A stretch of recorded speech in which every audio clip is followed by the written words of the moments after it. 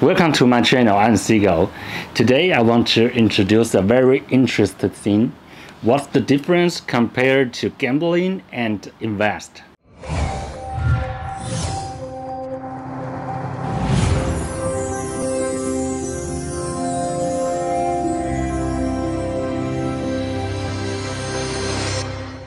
So at first, I will ask you 3 questions. The first one, do you think if you go to the casino and playing Texas Hold'em game is a gambling or invest? And the question 2 is, if you buy a stock in the market, is that called invest or a gambling? And the question number 3 is, if you buy a lottery ticket in the store, is that called a gambling or invest? 好，那我们今天要跟大家介绍的是一个非常有趣的主题哦。投资与赌博到底有什么差别呢？其实投资跟赌博并没有一个标准的答案，但是我们要如何去界定什么是投资，什么是赌博呢？那它的关键呢，就是在数学。那大家都知道嘛，自古以来犹太人他们的数学都非常非常的好。那犹太人也一直都领导着全球的经济地位，所以犹太人大多都蛮会投资的。那关键就在于他们对于数学、数字非常的了解。那用数学这样讲太笼统，那我们要怎么样才界定什么叫做投资，什么叫做gambling 呢？答案就是在期望值 （expected value）。如果该投资计算出来的期望值为正，那我们去做一个长期的投资，那我们可以预期在长期的投资之下呢，它会是一个赚钱的状态。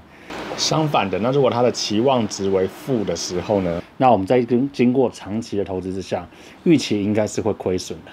所以基于期望值的这个理论，我们回到刚才的问题。我们刚才的第一个问题是，到赌场打德州扑克，这样算是赌博还是算投资呢？那这就取决于第一个是跟你一起玩牌的那一桌的人，他的实力跟程度在哪里。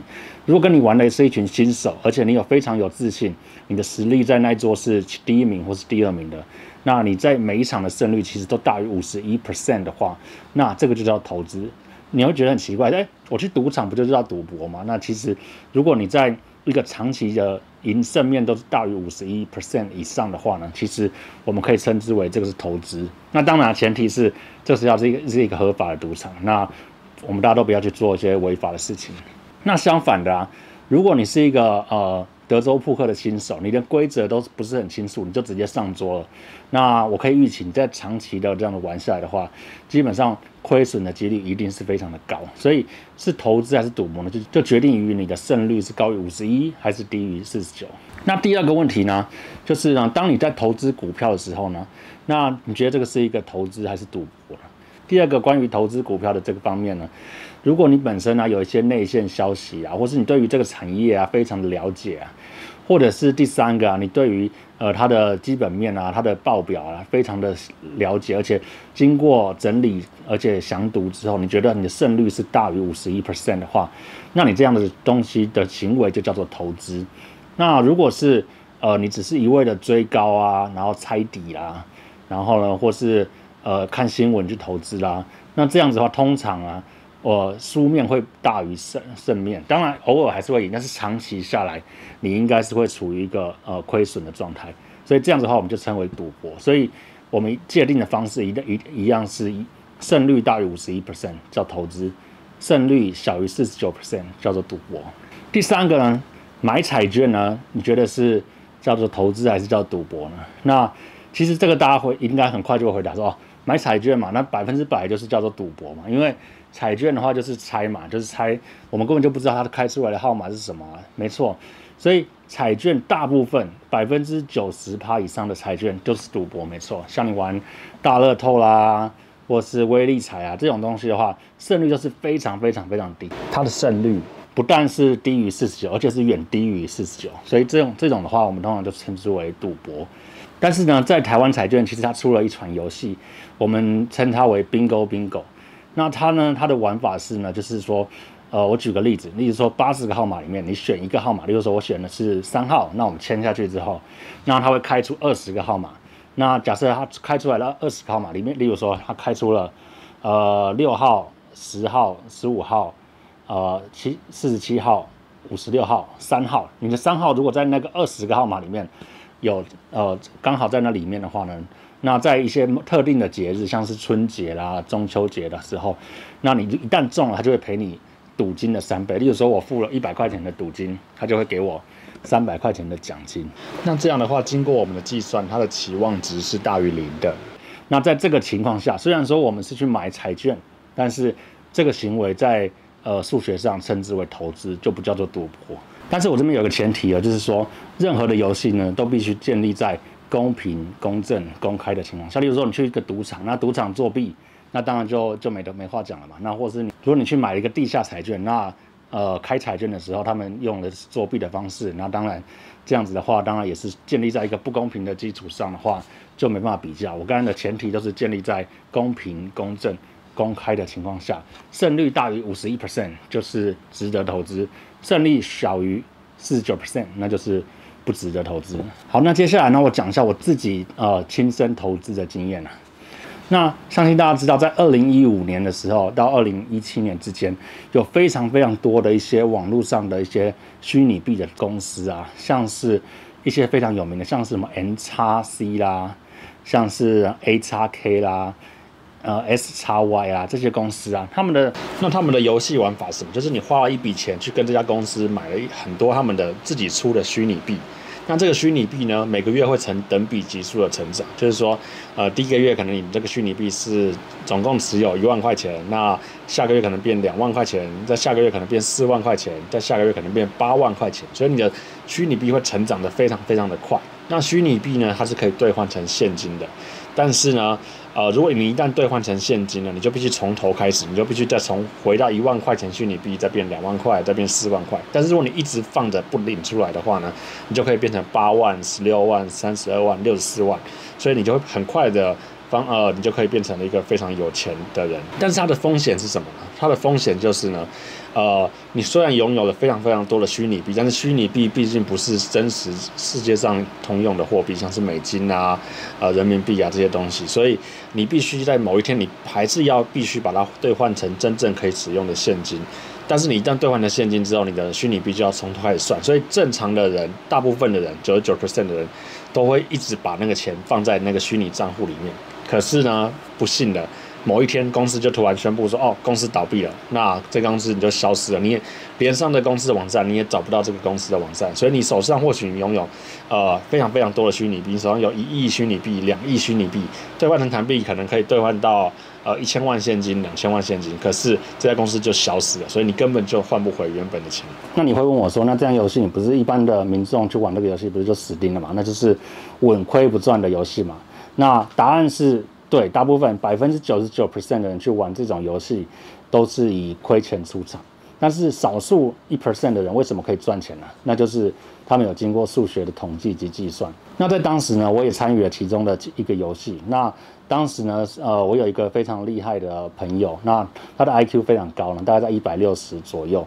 那他就是收集了这家公司的一些报表，然后统计一下他每个月增加的会员数是多少，投资的多少钱，要多少个月才能回本。那经过了严密的计算之后，我们当时呢，就是在他公司要倒闭的前1个月，那把所有的钱都变现出场。那最后的话，我们在那一场游戏里面，最后是少数的1% 的那个获利的那一群人。即使是玩这种非常危险的游戏，只要你的数学够厉害，你的期望值算得精准，基本上这样子的话，一样是可以在这种游戏中赚钱的。好，那第二个呢，就是台湾彩券的 Bingo。那这个游戏呢，当时好像是从2012年左右开始变得非常的流行。那就是说，在一些春节期间啊、中秋期间啊，你如果去玩这个游戏的话，你如果选的是80个号码，你选一个号码，那它每5分钟会开出20个号码。那如果你开出了20个号码里面，你的号码刚好在那20个号码之内的话，它就会赔你3倍的彩金。例如说，你投资100块钱，那你的号码中的话，它就会赔你300块钱，所以你就会赚了200块钱。那你一定会问我说，那这样子的话，输面还是很大，因为你只有1/4的机会会赢，你有3/4的机会会输啊，它的胜率就小于49嘛。那说为什么你要去玩这个游戏呢？那大家想过一点，就是说，如果我第一场输了，第一场这个数字没开，第二场数字又没开的话，那它的几率是多少？那它的几率就是第一场没有开的话是3/4，就是0.75。那第二场又没开的话，就再乘以0.75。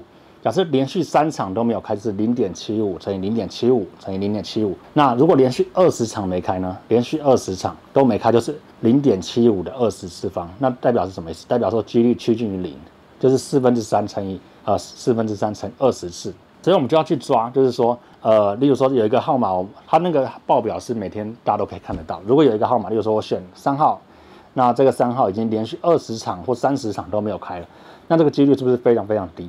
那我们从第31场再开始进场去买。那我们第一次买的时候买100块钱，那假设又没中没关系，我们下一场第32场我们就再买200块钱，就是我们往上 double 上去。那假设第32场又没中的时候，那我们第33场就买400块钱。然后假设这场中了，那这场中了之后代表什么？代表说他要赔我1200块钱，对不对？那就是我最后拿到的奖金是1200块钱，减掉我的投资就是400块钱加200块钱加100块钱，就是700块钱。所以最后我一样还是赚钱的。所以在这种情况之下的话，即使是买彩券，我们也可以称之为它为投资。因为什么？因为它的胜率大于51%。所以大家不要觉得说买彩券就一定叫做赌博。如果你的数学够好的话，那这样的话我们一样是可以称之为投资。那但是前提就是这个游戏必须是公平、公正、公开的，这个是前提。好，那第3个呢，就是也是我跟我朋友的亲身体验，就是说大家都知道嘛，在2010年开始的时候啊，一些虚拟货币，像是比特币啊这些东西就变得非常的越来越流行。当时比特币的一颗大概是$1000，那后来涨到了6万美金。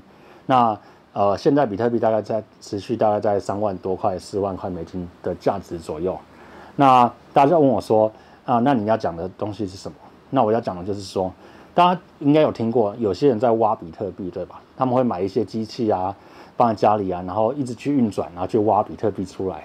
那你会说，那可是比特币有涨有跌啊，那你怎么知道哪一天又不会跌到剩下1000块？哪一天会不会涨到6万块？我们都不知道。对，这个我的确是不知道。但是我们要算的是什么？期望值很重要啊！再讲一次，期望值。例如说你投资一台机器，那这台机器呢价值是30万台币，那它每个月可以让你获取赚到的钱是4万块台币。那你会说，那这样不对啊，因为你挖到，虽然说你每个月都会挖到的比特币，但是它的价钱会有涨有跌，所以有时候你可能一个月可以卖到3万块钱，有时候卖到5万块钱，有时候甚至只有1万块钱。那这样子的情况下，你怎么确定你最后一定是获利的？很简单，期望值。因为你买的这台机器，通常它都是用显示卡来挖，那显示卡通常会有保固，通常就是保固大概4年或到5年之间。那我们就以4年来看的话，那就是说你有48个月可以挖。那假设48个月里面，它的确是有涨有跌，有时候涨到6万块，有时候涨到3万块，有时候跌到2万块。